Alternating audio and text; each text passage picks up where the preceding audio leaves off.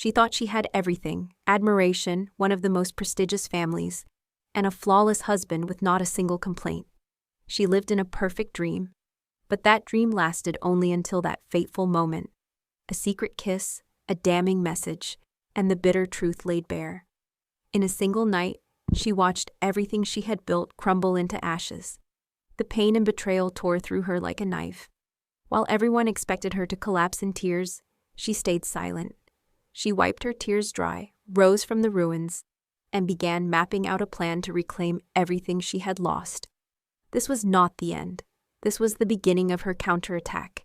Before we begin this story, let me know where you are listening from in the comments below. My name is Simone Rivers. I'm 34 years old. And what I'm about to tell you today will forever change the way you see your own family. I used to believe that love, once polished enough, could become a kind of armor, the good wife, the perfect hostess, the woman who never raises her voice, never questions the late nights or the change in tone when her husband answers the phone. I thought that if I kept everything spotless, my home, my image, my silence, then the cracks I felt beneath the surface would stay hidden. But no matter how pristine the glass looks from the outside, the fractures still spread. 5 years into my marriage with Miles, I found myself constantly adjusting to fit inside a picture frame he seemed to have chosen before he even met me. Our house in Charlotte was elegant, curated like a magazine spread. From the imported marble in the kitchen to the orchids on the dining table, everything screamed success. But sometimes, when the sunlight hit just right, I could see my reflection in the glass doors and wonder, where did I go? I wasn't unhappy, at least not in a way I could explain, but there was always this hollow throb, like I was playing a role in a life I was supposed to want. I ran my nonprofit like it was oxygen, threw dinner parties where I sparkled, and wore the right dress with the right smile. Still, somewhere deep in me, there was a whisper. Is this all? Is this real? Sometimes I thought back to the beginning, when Miles first walked into my life. Charming, composed, so driven it almost scared me. He used to bring me coffee at the law library when I was studying late into the night. He said I had a fire he admired. I mistook admiration for love. I mistook his curated attention for connection. Maybe I wanted to believe so badly that someone like him could love someone like me, ambitious, emotional, whole, that I didn't notice how quickly he started sanding down my edges. Then came the wedding. Julian, my younger brother, my best friend, was marrying Eliza Whitmore, Charlotte's golden girl. The ceremony was held at the Ivory Crown, a 5-star hotel draped in white roses and soft candlelight.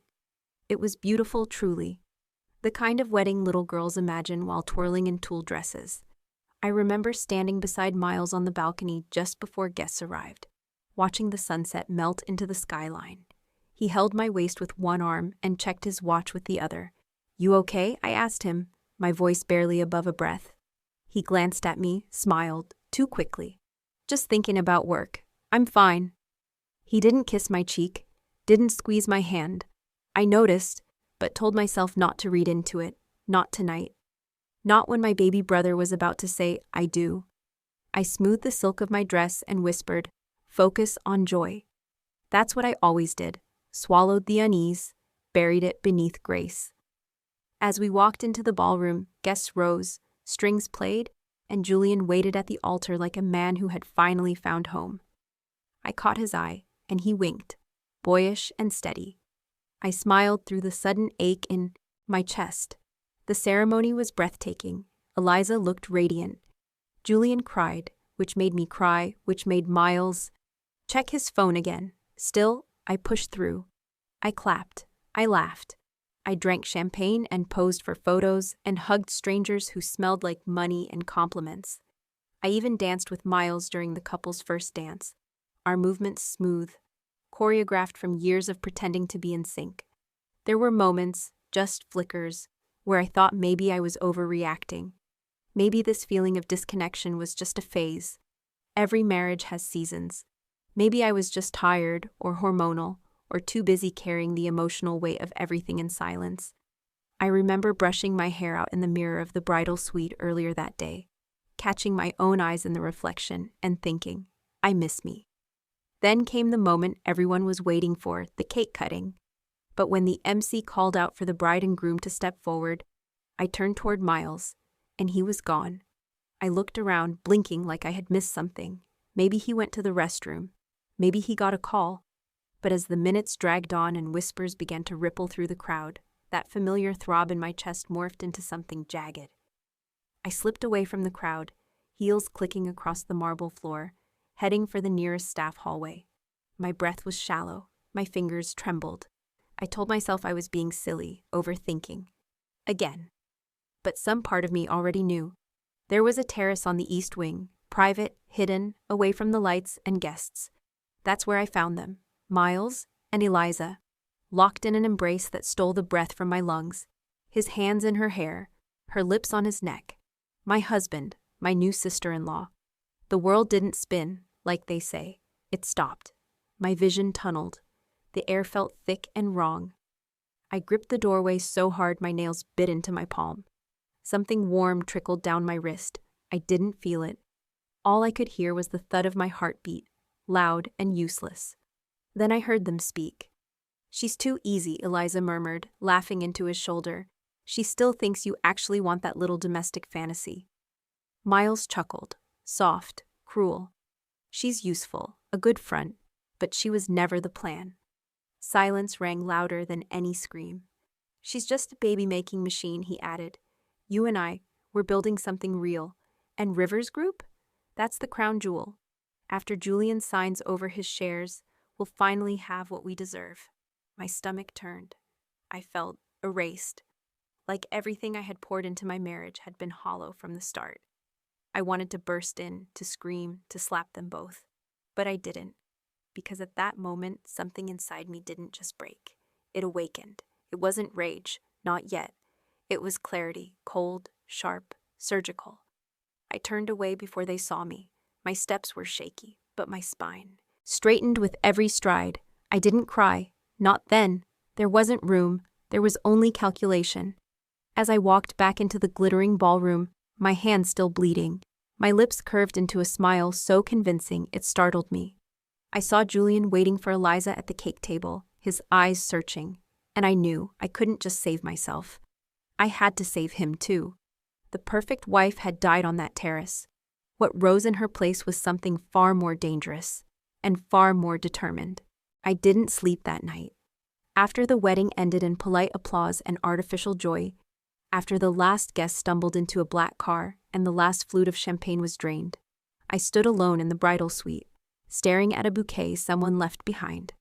The white peonies had begun to wilt at the edges. I watched one petal fall to the floor. It was strange.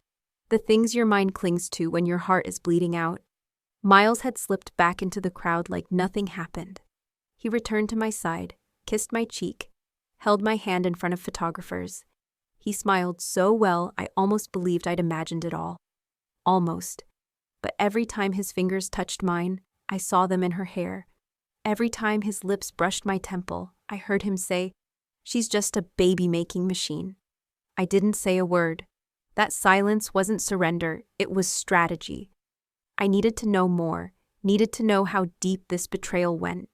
If it was just lust, I could survive that. But if it was a plan, an infiltration, a theft masked as affection, I needed to protect Julian. I needed to protect everything our family had built.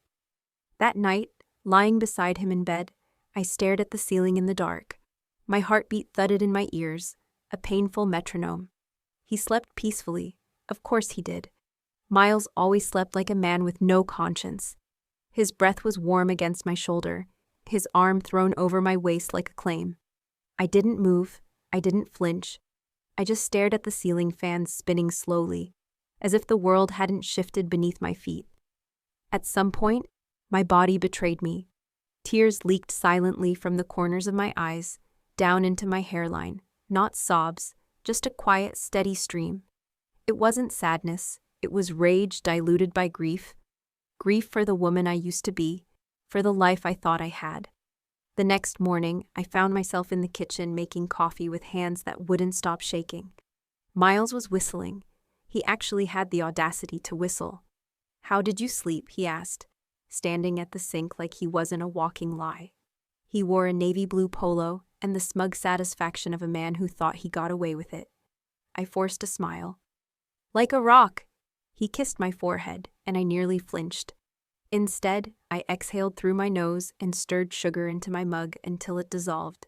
He walked out whistling a pop song, something bright and soulless, and I stared after him wondering how I ever loved someone I barely knew. That afternoon, I asked Julian to meet me at Mom's lake house. Said I needed to talk. He arrived in sweats and a backwards cap, his usual easygoing grin in place. "You okay? You look like you've seen a ghost." I sat down on the weathered porch swing and motioned for him to join me. For a moment, I didn't speak. I couldn't. The words sat on my tongue like lead. "Sim? I need to tell you something," I said, voice quiet. "And it's going to hurt." I watched the light in his eyes flicker. He braced himself. Then I told him everything, how I found Miles and Eliza, what I heard, the plans to take over Rivers Group, the lies, the manipulation. Every word scraped my throat on the way out, but I didn't stop until it was all on the table. Julian didn't speak for a long time. His face went pale, then flushed, then empty. I saw something crack behind his eyes. He looked out at the lake, blinking fast. "I knew something was off," he whispered. I didn't want it to be true." He stood up suddenly, walking to the edge of the deck. His fists were clenched so tightly his knuckles blanched. "I was going to sign the succession papers next week," he said. "I trusted her." "I know." He turned to face me. His eyes weren't angry, they were devastated. "Why didn't you stop it last night? At the wedding?" I hesitated. "Because we'd only be cutting off the branch, not the root." Julian dropped onto the porch steps, elbows on his knees, staring at the horizon. "Do you remember when we were kids?" he said. "And I got beat up at school. You showed up the next day with your backpack full of ice packs and Band-Aids, and gave the bully a look that made him cry." I smiled faintly. "You had a black eye and refused to let me call Mom. You said, 'Next time they mess with you, they mess with me.'" I sat beside him, shoulder to shoulder. "This is the next time." He nodded slowly. Understanding bloomed behind the pain. "So what do? We fight smart, we let them think we're blind. And then we take back everything they tried to steal." Julian looked at me like he was seeing me for the first time. Not as his sister, the people pleaser, the perfect host, but as a soldier standing in front of a burning house, refusing to run. "I trust you," he said. "Whatever you need, I'm in." I didn't cry until I was alone again that night. Not because I was sad, but because I was relieved. I wasn't alone anymore. In the days that followed, I became a different version of myself, colder, sharper. I wore silk and smiles like armor, let Miles think I was still the woman who couldn't live without him. I kissed him goodbye and counted the minutes until I could peel off the performance. I practiced my voice in the mirror until it didn't shake. I rehearsed smiles until they didn't look forced. I started digging dates, calls, business movements. I quietly copied files from Miles's laptop while he showered. I paid attention to his language, his habits. I found out who he was meeting for drinks that week. I tracked Eliza's sudden interest in internal corporate affairs, how she was pushing Julian to sign off on controlling interest. They were carving out an empire brick by stolen brick. Julian kept Eliza distracted, played the heart-struck fiancé so convincingly I almost applauded. We were a team, not forged in joy, but in betrayal. And strangely, that made us stronger. There were moments when the act wore me down, when I had to sit alone in the bathroom and clench my fists just to keep from screaming. But I remembered what was at stake. I thought of my parents' legacy. I thought of Julian's blind trust. I thought of the little girl I used to be, the one who believed love meant safety. And I promised her she'd never be fooled again. One night, I lay in bed beside Miles, staring at the ceiling fan as it spun in slow circles. His breathing was heavy, steady. I listened for a long time, heart cold and quiet. Then softly, I whispered to no one, "You have no idea who you married." He didn't stir, but soon, he would. Julian didn't come to Sunday dinner. That alone was enough to raise Mom's eyebrows. He never missed it. Ever since Dad passed, our weekly meals had been sacred. They weren't just tradition, they were anchor points. Proof that, despite the chaos of our lives, we still had each other. So when he didn't show, Mom texted me 3 times. I lied and told her he was working late on a board presentation. The truth? He couldn't stomach pretending around Eliza anymore. Neither could I, but I did. Because that was the difference between us. I'd already spent 5 years becoming fluent in pretending. Julian and I had agreed not to meet in public, not to exchange anything suspicious over text or email. So we started using a shared notebook hidden in a hollowed-out book in the Rivers family library. An old copy of The Art of War Dad had once underlined. It felt fitting: strategy, silence, power. We scribbled our thoughts in opposite directions, alternating colors. I wrote in green, Julian in black. It became our secret rhythm. Pages passed between betrayals and board meetings. One afternoon, as Miles gave a charming speech during a cocktail hour for new investors, I stood just beside the curtain, notebook tucked into my clutch, watching him lie. His eyes sparkled when he talked about vision, legacy. He used words like integrity and community with such conviction that I almost believed he believed it. Beside him, Eliza stood like the perfect accessory, graceful, glowing, deceptive to her core. My jaw tightened, but my smile never faltered. Later that night, I sat in the garden behind the house, barefoot in the damp grass, notebook open across my lap. The stars were dim that evening, hidden behind high clouds, and the air smelled like pine and burnt wood from someone's distant chimney. My pen hovered above the page for a long time. I was trying to find the words, not for strategy, but for the thing that had begun to knot itself beneath my ribs. Guilt. Not for exposing them, not for what I was about to do, but for what I was asking of Julian, for what I was becoming. He had always been the soft one, the idealist, the boy who used to rescue injured birds and bring them home in shoeboxes, trying to feed them with tweezers and warm sugar water. Once in 3rd grade, he'd come home with a black eye and a busted lip. Some 6th grader had called him names for defending a girl on the bus. I remembered how he sat on the edge of my bed, trying to hide his face, refusing to cry.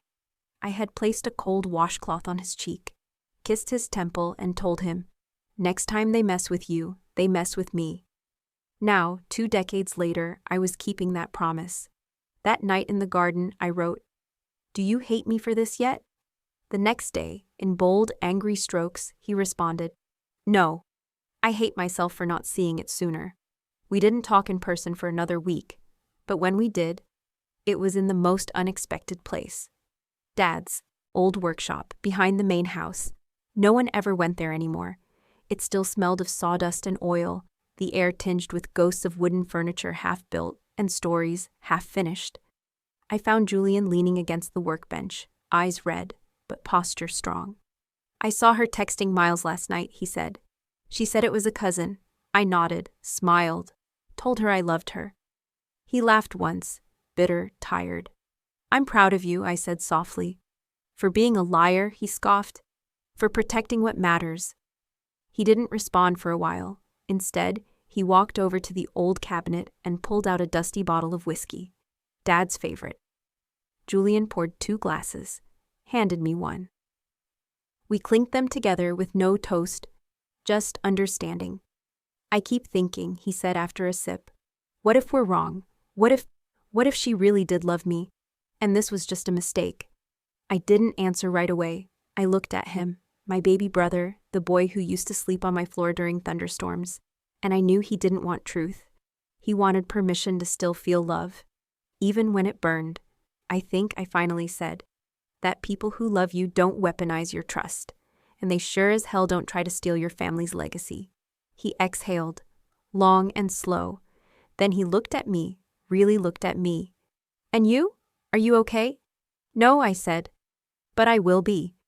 He set his glass down, walked toward me, and then, just like when we were kids, he wrapped his arms around me and rested his chin on top of my head.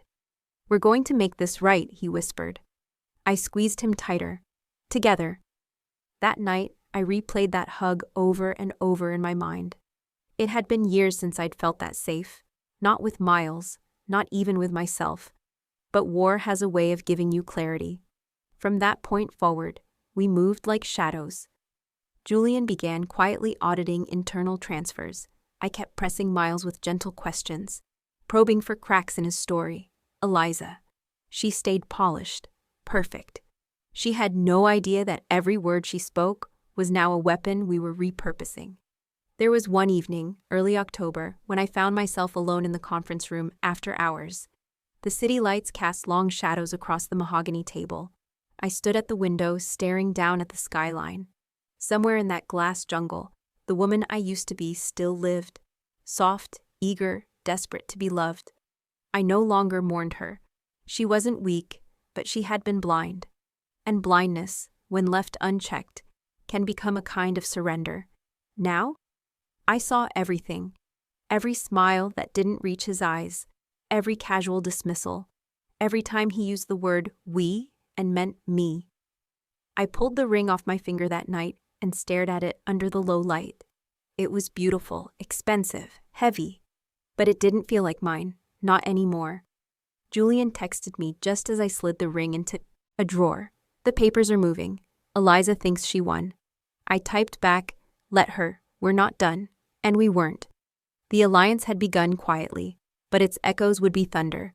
There's a moment in every performance when the actor becomes the character, when pretending stops being an act and starts becoming second nature. That's what it felt like, stepping back into the role of the devoted wife. Only this time, I wasn't trying to fool Miles. I was setting the trap. Julian and I had just a few weeks to prepare. Eliza wanted to throw a second engagement party, something bigger and even more photogenic than the wedding, as she put it. I nodded and smiled, offered to host it at the estate. She kissed my cheek and told me I was an angel. I nearly laughed in her face. While she and Miles sent out gilded invitations and debated over custom champagne flutes and signature cocktails, Julian and I moved like surgeons before an operation. Precise, silent, ruthless. He handed me a folder one night, thick, bound with a black ribbon.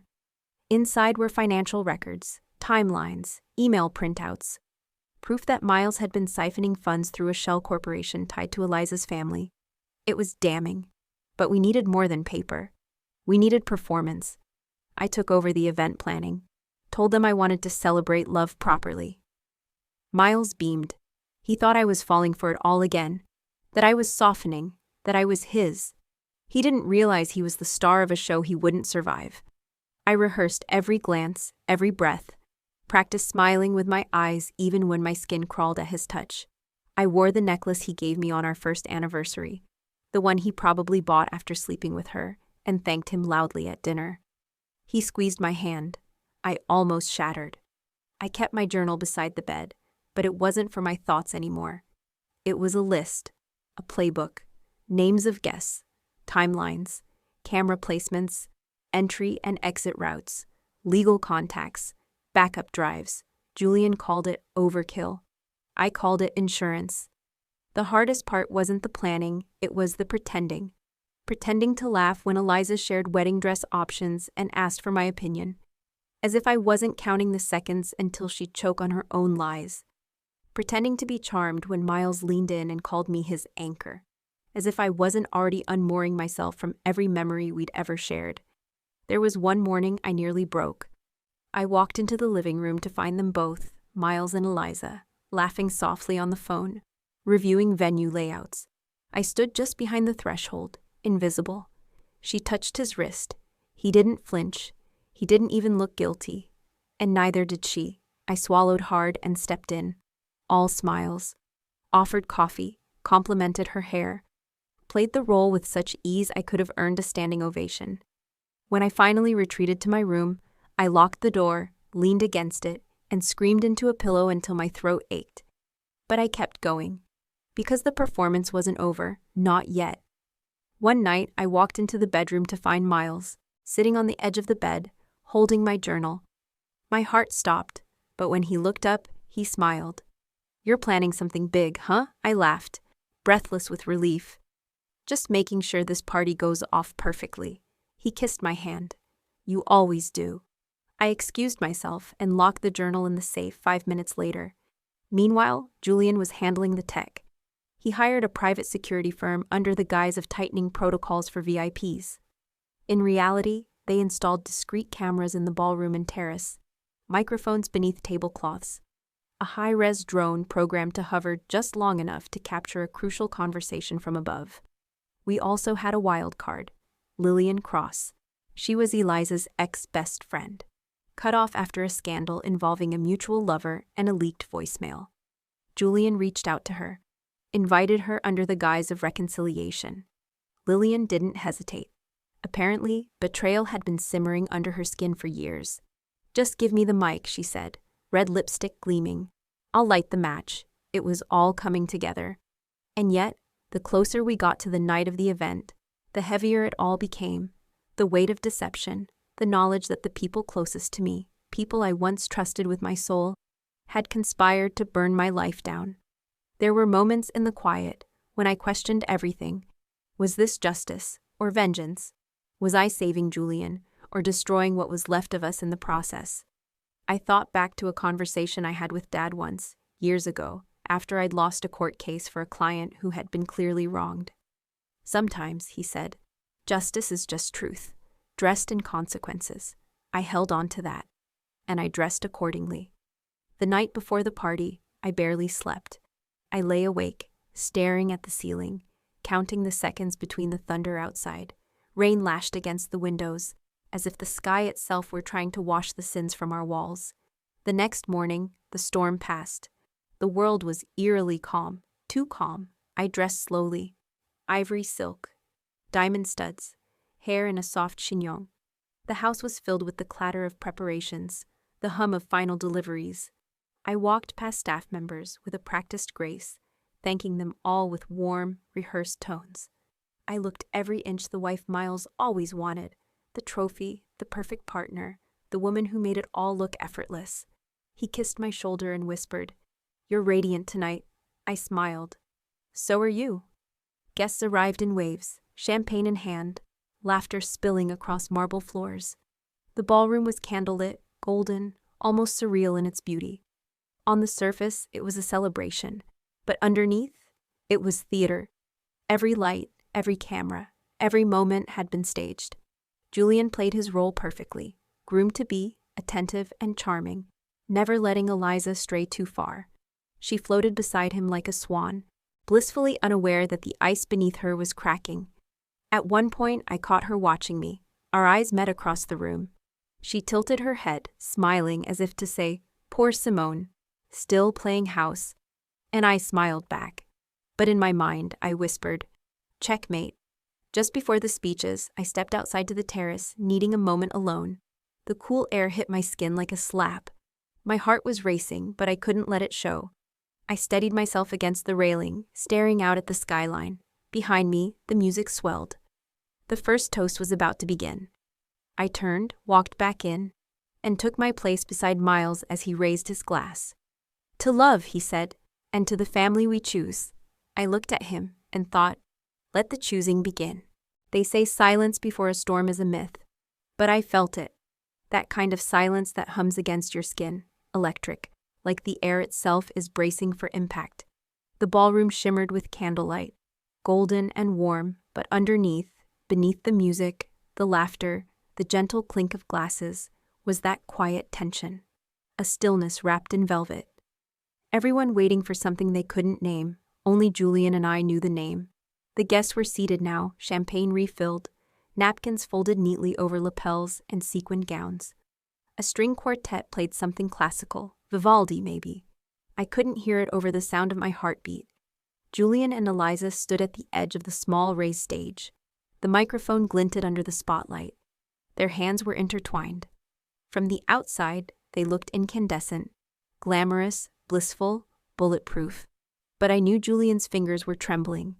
My dress clung to me like armor, every stitch a barrier between me and the woman I used to be. I adjusted the hem slightly and let my gaze settle on Eliza.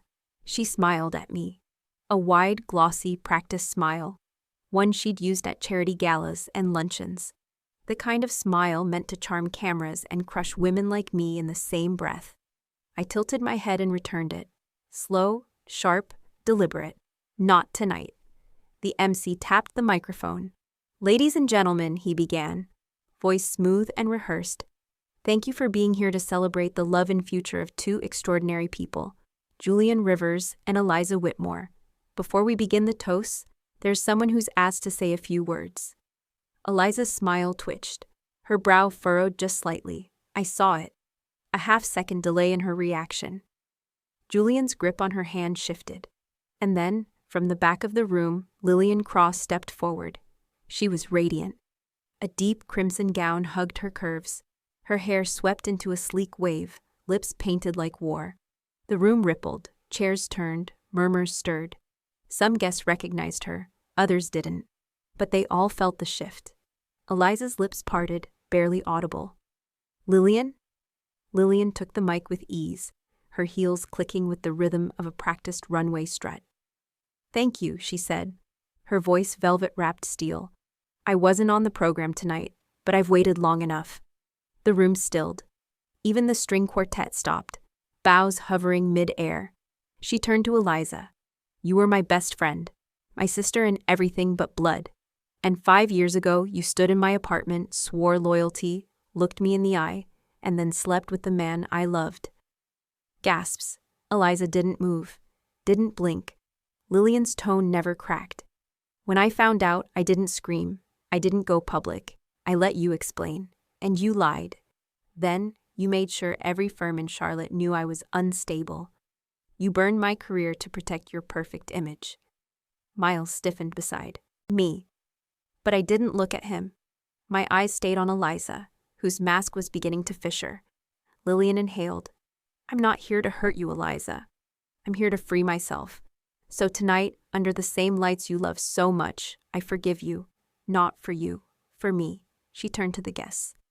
Be careful who you idolize. Some diamonds are just glass in the right lighting. Then, without another word, she handed the mic back and walked away, chin high, spine straight, the room parting for her like a red sea. It was brilliant. Eliza's face had gone paper white. She let go of Julian's hand and stepped toward the mic, breath shallow. I don't know what she's talking about, she said, blinking rapidly. That was years ago. She's confused, bitter. But no one was looking at her with certainty anymore, not even Miles. The first crack had formed. Julian gently took her elbow and pulled her slightly back, like a director removing an actor who missed her cue. He whispered something in her ear. She nodded too quickly, her composure fraying by the second. I sat motionless, not in triumph, not cruelty, but purpose. This wasn't about destruction. It was about revealing the truth under the layers they'd built, layer after layer of lies, manipulation, smiles sharpened like weapons. And Eliza, for all her polish, had just been stripped of her shine. She took the mic again, voice faltering. That story, she said, is twisted. And tonight is about love, not hate, not drama. We will not be derailed. Some people clapped. Most didn't. I remained still. So did Julian. The MC cleared his throat awkwardly. Thank you, Eliza. Now, if we may continue with our toasts. But the damage had been done. Eliza's mask had slipped. Her voice had cracked. And everyone had seen it. Guests shifted uncomfortably. A few stole glances at Lillian, who now stood calmly at the back, sipping champagne. Whispers floated like smoke. I could feel it in the room, that slow unraveling. The way people looked at Eliza had changed. The seed of doubt had been planted. And Miles? He was still playing the charming host, shaking hands, touching the smalls of backs, chuckling in that rehearsed rhythm of his. But I saw it, the brief flicker in his eyes every time someone looked past him too quickly. He leaned over to me during dessert. I hate drama, he muttered. People like her just want a scene. I turned to him, expression soft, voice honeyed. Let's just hope she's the only one performing tonight. He laughed. He didn't see the trap tightening. The rest of the evening passed like a slow, elegant fire. Toasts resumed, but they were clipped. Smiles forced. Wine glasses emptied faster. The band played a cover of some jazz standard I used to love, but all I heard was the subtle shift in the room, the unease, the tightening of social seams. I glanced at Julian. He wasn't smiling. Eliza sat beside him now, her posture rigid, eyes scanning the room like she was waiting for the next blow. Because she was. She just didn't know how or when.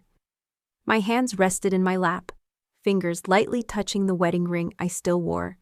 It didn't feel like mine anymore, but I wasn't ready to take it off just yet. Because this was only the first act.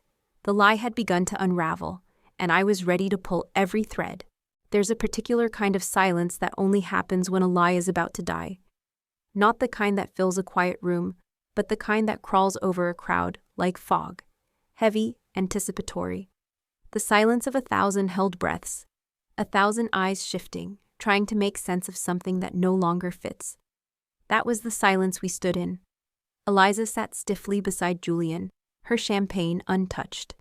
Her smile, what little was left of it, had collapsed into tight-lipped endurance. Miles stood near me, one hand resting on my lower back, the other holding his glass like a trophy. I could feel the tension in his fingers, not panic yet, just the beginning tremor of uncertainty, and that was exactly what we needed. The MC called for final toasts. The band adjusted sheet music. Plates were cleared, but no one really ate. The room had tilted and everyone felt it, though few could name it. That kind of weight hangs in the air like thunderclouds, everyone waiting for the downpour. Then Julian stood. No mic, no fanfare, just him, my brother, rising slowly, deliberately, with the weight of truth pressing against his spine. The spotlight found him. The soft glow caught in the glass of his whiskey, casting golden shards across his suit. He looked straight at Miles and said calmly, "Before we wrap this evening, there's one more thing." Miles let out a half-laugh. "That sounds ominous." Julian didn't smile. He nodded toward the tech booth. The lights dimmed, the chatter cut off. Conversations suspended mid-sentence. The quartet stopped playing, bows frozen in the air. You could hear ice clinking in a forgotten glass at the bar. The projector screen behind the string ensemble flickered to life. And Miles' hand froze on my back. The first frame, grainy footage, but unmistakable. Miles, Eliza, the terrace at the Ivory Crown, their kiss, his hand at her waist, her whisper in his ear, "She's just a baby-making machine." The room reacted like a living thing. Gasps exploded, some muffled, some audible. A fork clattered to the floor. A woman to my left covered her mouth with her napkin. Another leaned into her husband and whispered something sharp. Eliza stiffened, visibly recoiling from the image. Miles took a step back, as if trying to physically retreat from the screen, but the footage followed him, unforgiving, unrelenting. I felt eyes on me, dozens of them, some curious, some pitying, some quietly vindicated. I didn't move, I didn't blink. I let my face collapse slowly, deliberately, not like someone shocked, but like someone who had hoped they were wrong, like someone whose world had cracked open in front of 100 witnesses and still chose to stay standing, because that's what he expected of me, to fall apart. So I did. I stepped away from him, slow and deliberate, like I needed space to breathe. One trembling hand to my chest, my eyes wide and glassy. My lip quivered, just enough. I whispered, "You lied to me." Miles' mouth opened, then closed. The glass in his hand tilted, forgotten. "Miles?" Eliza's voice cracked, frantic. "What is this?" He turned to her, but she was already shrinking from him like he was diseased. And then came the audio, the recording Julian had pieced together from weeks of surveillance. Miles' voice, clipped but clear, broadcast over hidden speakers that now rang louder than a church bell. "Once Julian signs over the shares, we'll move fast. She's a front, a name. She doesn't even ask questions. Rivers Group is already half mine. She just doesn't know it yet." The room inhaled. Then chaos. People turned in their seats. A woman muttered, "Unbelievable." A man near the stage snapped a photo of the screen. Somewhere in the back, someone whispered too loudly, "Was that even legal?" Eliza's face drained of color. Miles turned to me again, desperate now. "Simone," he hissed. "This isn't real. They edited it. It's AI. You know how easy that is now." I stepped back again, looked him dead in the eye, and said slow and cold, "No, you were exactly in context." Julian stepped forward onto the stage. He didn't look angry, he looked done. "For those of you who are confused, Don't be, he said into the stunned silence. Yes, this was planned. Because when you've been hunted quietly, you don't fight back with noise. You fight back with truth. He paused, letting his words settle like dust. What you've seen tonight is real. This wasn't a momentary lapse. This was a 5-year operation. They didn't just betray us. They plotted to erase us.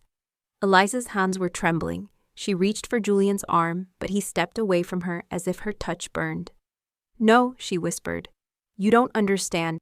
But no one was listening, because now all eyes were on me. And I was no longer the betrayed wife. I was the woman who let the curtain fall.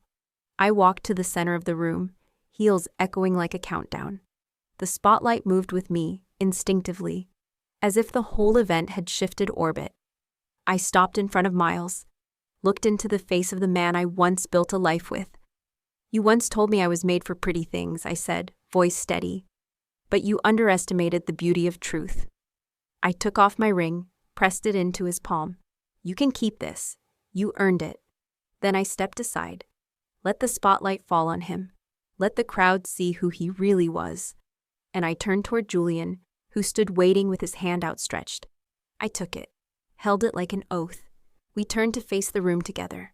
There was no applause, only silence, the kind that follows a thunderclap, the kind that clears the air, the kind that makes way for reckoning.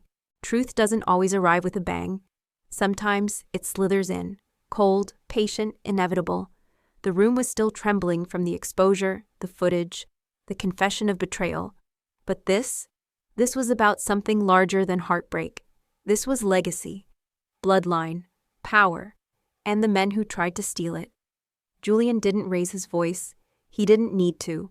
For those of you with stakes in Rivers Group, he said, I suggest you pay very close attention. He nodded once. A second projector flickered to life. Pages began to flip across the screen. Digital contracts, bank transfers, metadata logs. A web of deception unraveling in real time. Names were highlighted in red. Miles Danner, Eliza Camden, Harrison Blackwell. Gasps grew louder. Someone muttered embezzlement. Another snapped a photo before quickly lowering their phone. Julian turned back to the crowd. Harrison Blackwell was trusted by our father, a man appointed to protect our company, our family. But trust, as you've all just witnessed, can rot. He paused. And rot spreads. He pointed to a flowchart. Transfers routed through a Cayman account, matched to Miles's signature. Beneath it, messages from Eliza, written with chilling precision. We delay the prenup renegotiation until Simone concedes her vote. Whispers now turned into low murmurs. I heard someone near the stage say, they planned it down to the wire. And then the back doors opened. 4 men walked in. Suits, no ties. Serious, quiet authority. Federal agents. I saw Eliza tense, almost instinctively. Miles didn't move, but Harrison, seated at the far end near the bar, stood up like a man already trying to outrun what he couldn't escape. Mr. Harrison Blackwell, one of the agents called out, presenting a sealed envelope.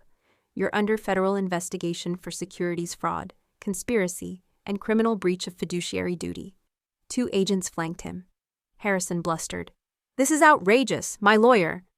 You'll speak to your counsel shortly, the taller agent said calmly. For now, please come with us.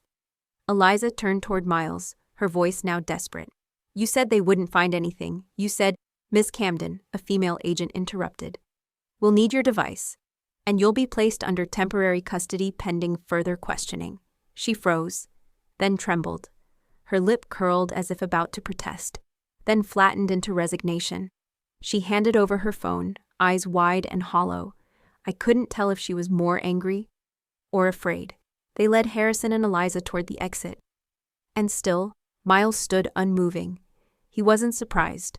When the agents turned toward him, he raised his hands. I'll cooperate, he said quietly. Just give me a moment. They paused. He turned toward me, and that's when it happened. Eliza twisted out of one officer's grasp and lunged. Her scream cracked like lightning. This is your fault, she shrieked at me, every inch of her shaking. You ruined everything. It was fast. Too fast for anyone to react. But Miles did. He stepped between us just before her hand could reach my face. She struck his shoulder instead, nails raking across fabric and skin. He staggered slightly but didn't retaliate. The agent seized her instantly, restraining her. And Miles turned to me, blood at the corner of his mouth, breath shallow, his eyes, for once, not cold. "I guess I owed you that," he said, voice low. I stared at him, and suddenly, in a flash, I saw us at 26, a rooftop in downtown Chicago, him pulling me close, promising the world. But now I saw a stranger who had once held my heart like a business transaction. "You owe me nothing," I said, "because you already took everything." He nodded, and then he said something I hadn't expected. "I'm sorry." Not loud, not performative. It wasn't a bargaining chip. It was unreal. For a second, I felt my chest tighten, but I didn't cry, because apologies don't always fix. Sometimes they just close a wound cleanly. I took a breath. "You were always good at speaking," I said, "but terrible at listening. So hear me, just this once." I stepped forward. "I forgive you, Papa, for who I thought you were, but not for what you did." He didn't speak again. The agents guided him out of the ballroom. I watched them disappear through the hallway, where flashes from cameras had started to flicker. Outside, the storm of headlines had begun. Julian stepped beside me. "It's done," he said. "No," I said quietly. "It's just begun." He smiled gently and handed me a glass of water. I held it but didn't drink.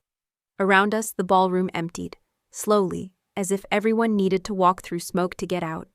Some people bowed their heads as they passed me. Others couldn't look at me at all.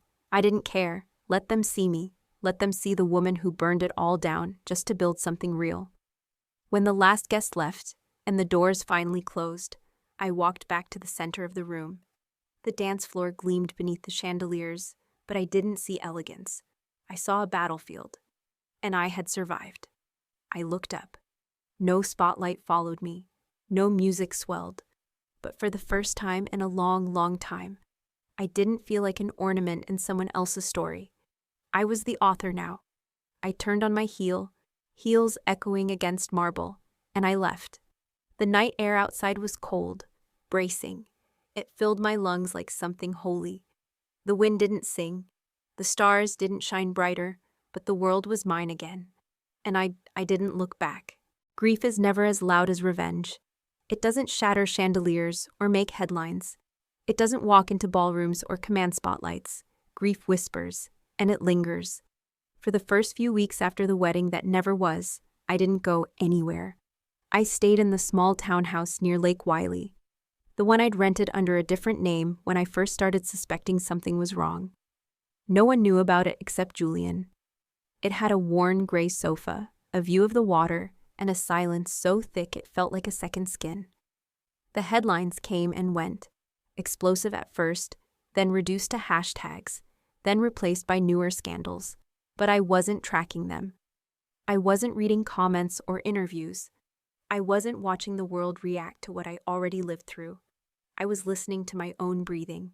Some mornings, I would sit by the window with a mug of coffee gone cold, replaying moments not because I missed them, but because they still echoed. Not the betrayal, but the neglect. The slow erasure of self that had happened long before Miles kissed Eliza. Before the lies, before the cameras. I had erased myself first. That was the hardest truth. Julian visited every Sunday. He brought lunch, company, and silence when I needed it. He never asked how I was, only if I wanted to walk. Some weeks I said yes. Most weeks, I didn't. Rivers' group had been bruised, but not broken. With Harrison out and the board reorganized, Julian was named interim CEO. He asked if I wanted a seat at the table. I told him I needed to relearn how to speak my own name first. Instead, I built routines. Simple ones. Walks in the morning, reading in the afternoon, sometimes writing. At night, I lit a candle and sat quietly, letting the glow remind me that even tiny flames could hold back the dark. I began therapy, not because I was broken, but because I wanted to understand the part of me that thought pain was the price of love. And somewhere along the line, I forgave Miles. Not in a grand moment. There was no dramatic release, no single tear sliding down my cheek in slow motion. It happened during dishes. I was scrubbing a plate he'd once picked out. Expensive, ceramic, imported. And I realized it no longer made me angry. It was just a plate, just an object. He was just a man. And I was no longer tethered to either. Forgiveness wasn't for him, it was mine. It was the gift I gave myself the day I stopped rehearsing comebacks in the shower. The moment I stopped imagining what I'd say if I saw him again. The night I realized his voice no longer echoed in my bedroom. I forgave myself too. For believing love meant endurance. For calling self-erasure loyalty. For thinking silence was strength. And in doing that, I found the outline of a new woman. Not reborn, not rebuilt, remembered. It was in that space that I met Damien again. He showed up one afternoon at Julian's office. I had stopped by to drop off some paperwork. Finally, taking my place as a partner again, not just by blood, but by intention. Damien was standing by the conference room window, reviewing security protocol documents. He turned, surprised to see me. "You look at peace," he said. I raised an eyebrow. "Is that code for exhausted but upright?" He laughed. "No, I mean it." We went for coffee that afternoon, not a date. Just two people who'd survived something most others only read about. Damien never asked about Miles. He didn't ask what happened behind the scenes, or why I left, or what I planned next. Instead, he told me about his mother's garden, how the tomatoes always bloomed crooked, but tasted sweeter than store-bought. He spoke about small things, honest things. His words didn't fill silence. They made space inside it. He sent me a book a week later, a novel about architecture and memory. On the inside cover, he wrote, "Because you once said you loved how buildings carry grief and light at the same time." I didn't remember saying it, but I remembered feeling it. That's what made Damien different. He didn't try to replace the pain. He made room beside it. Our connection wasn't fireworks or fever. It was a steady pulse, something safe, something true. And I wasn't afraid to let it in. Not because I needed saving, but because I had already saved myself. The first time he touched my hand, I didn't flinch. I looked down at our fingers, interlocked so simply, and I breathed. Forgiveness is not weakness. It's not a pardon for the people who hurt you. It's a bridge you build to walk back to yourself. And with every step I took, I knew I wasn't walking alone anymore. A few months later, I returned to the old house, not to live, to let go. The locks had been changed, the rooms cleared, but the echoes were still there, quiet ghosts that didn't haunt, only watched. The kitchen still smelled faintly of lavender. The master bedroom had sunlight pooled in the corner, the way it used to on Sunday mornings. I walked through it room by room, not rushing, just breathing. In the closet, I found an old scarf, blue silk, soft at the edges. I held it to my face. It didn't smell like him anymore. It smelled like time. I left it there. In the study, I ran my fingers along the bookshelf, where I used to stack architectural digests and notes from design clients, work I gave up when Miles said I should focus on being a wife. I smiled.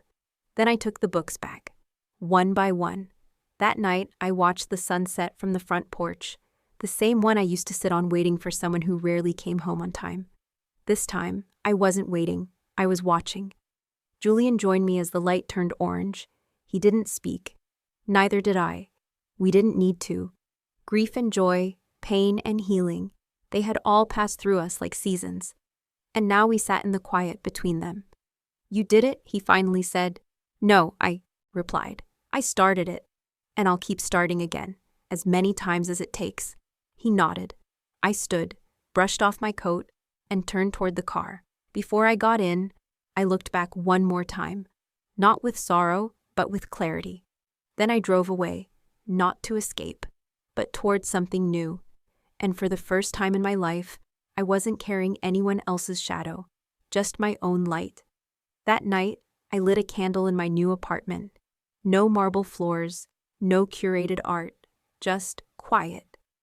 I watched the flame dance, its rhythm steady, and whispered to myself, "This is what beginning again feels like." And for the first time in years, I wasn't afraid of the dark. Healing isn't a straight line.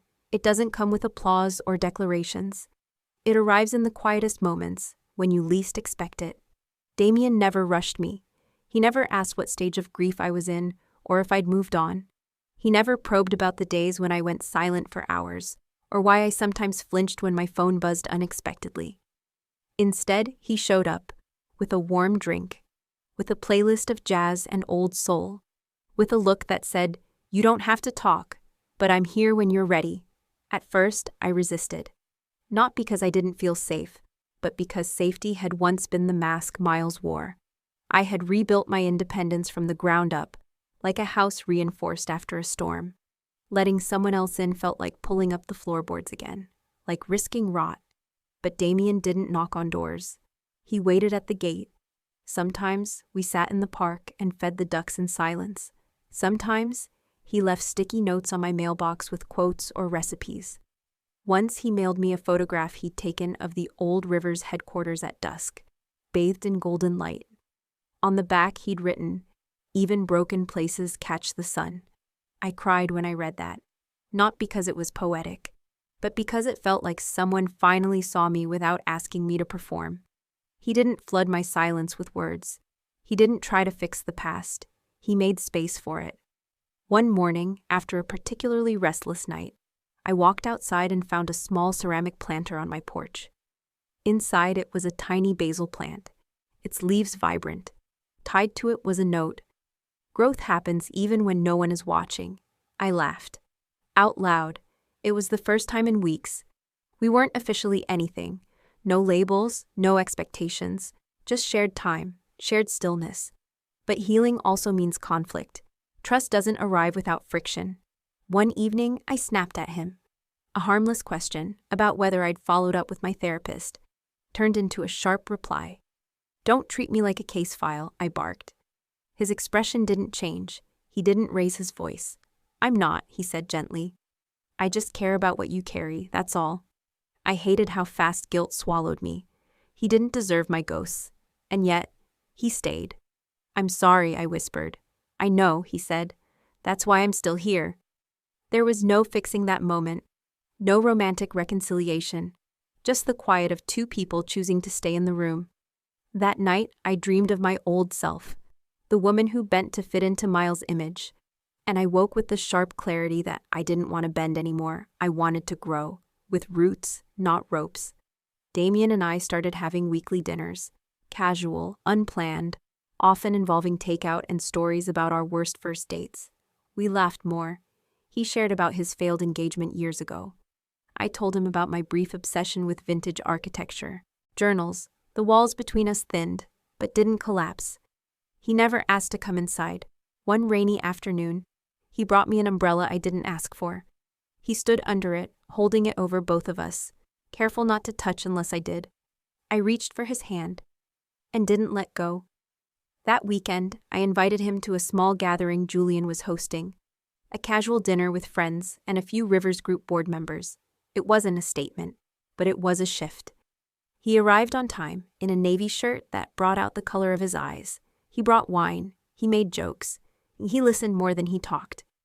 And when someone asked how we met, he didn't look at me for permission.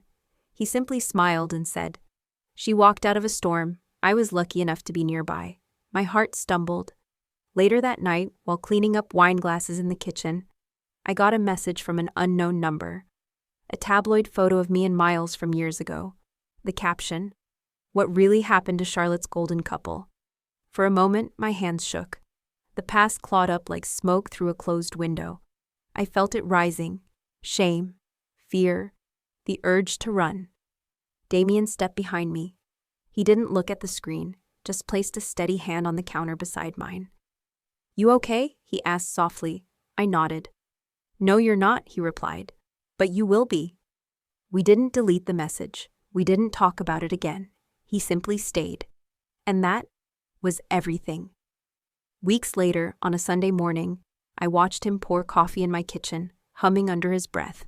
Light cut through the window, touching the side of his face. I thought about everything we weren't. We weren't dramatic, we weren't fast, we weren't fireworks. But we were steady. He looked up and smiled, and I whispered, "I'm not afraid to fall anymore." He didn't ask what I meant. He didn't need to. Because he caught me without ever reaching. The next week, we took a walk along the waterfront, just the two of us, wrapped in scarves and silence. Leaves crunched beneath our feet. The wind was gentle, cool, and honest. He stopped at a bench and sat. I followed. After a moment, he asked, "What does trust mean to you now?" I didn't answer. Not because I didn't want to, but because the words hadn't formed yet. He didn't push. He just nodded like he understood the question was a seed, not a demand. A few days later, I left something at his place. A rolled sheet of thick sketch paper tied with string. A hand-drawn image of a home, clean lines, open spaces, and one feature that stood out. A walkway leading to the front. No gate, no lock, just a path. I didn't attach a note. He didn't need one. Weeks passed. He framed it, hung it in his hallway. And every time I walked past it, I knew.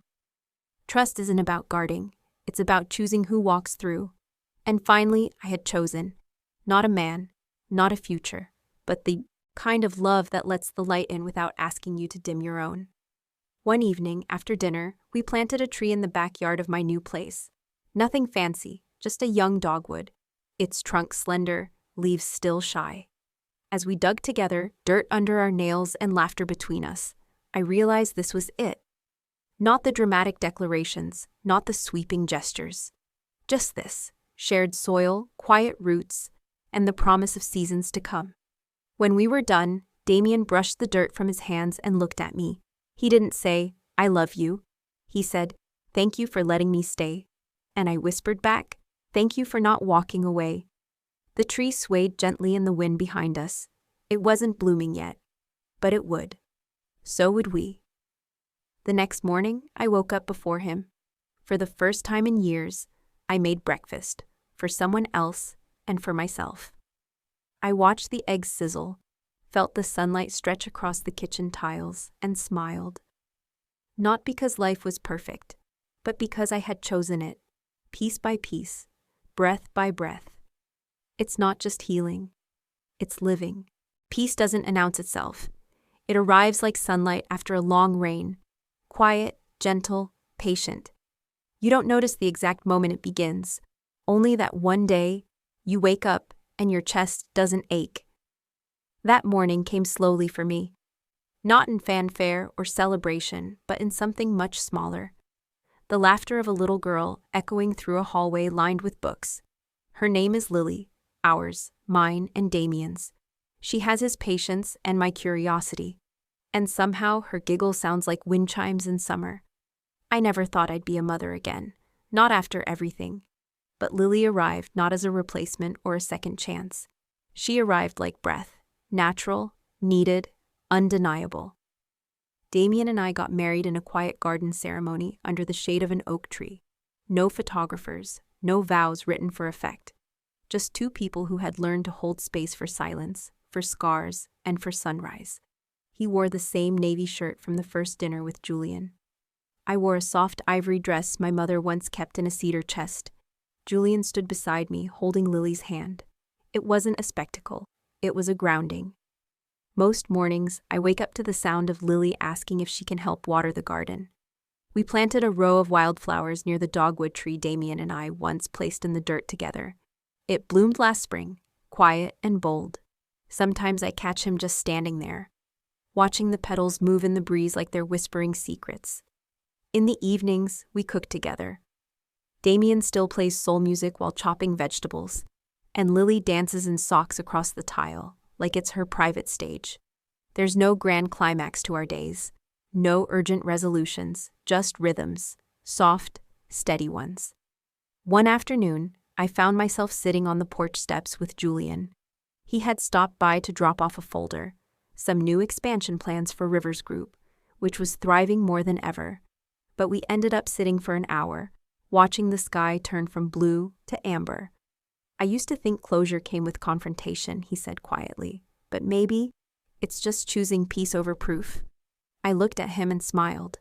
Maybe peace is the proof, I said.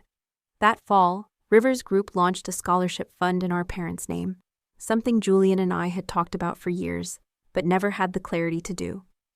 I stood on stage during the launch. in a room filled with young students and quiet hope. I didn't give a speech about resilience or betrayal. I spoke about beginnings. Not the ones we dream of, but the ones we build with what's left. I used to think survival meant staying strong, I said. But now I think it means staying soft, even after. The applause wasn't thunderous, but it was real. That night at home, Lily crawled into bed between us after a bad dream. I held her close and whispered stories until her breathing slowed. "Mom," she mumbled sleepily, "do you ever miss before?" I thought of the life I left, the woman I had to bury, and I said, "Sometimes, but only the parts that taught me how to love you better." She nodded and drifted off. I lay there, staring at the ceiling, heart still and full. Later that week, as the sun dipped low behind the hills, we stood on the balcony of our new home, Lily perched on Damien's hip, my hand resting on his back. The sky was a soft blaze of coral and lavender, washing the world in gold.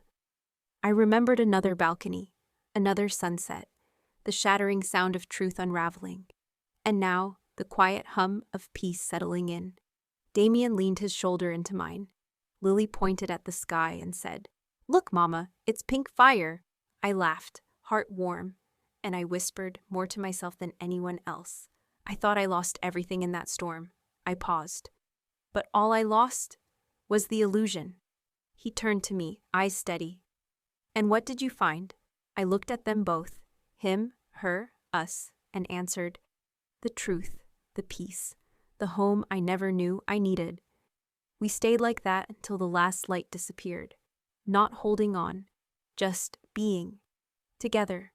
That night, after Lily fell asleep and the house settled into stillness, I found an old journal buried in a box, pages yellowed, corners curled. Inside was a letter I'd written years ago, addressed not to Miles, not to anyone, but to myself. The woman I was, the one who bent, who bled, who stayed longer than she should have. I read the words out loud, voice steady.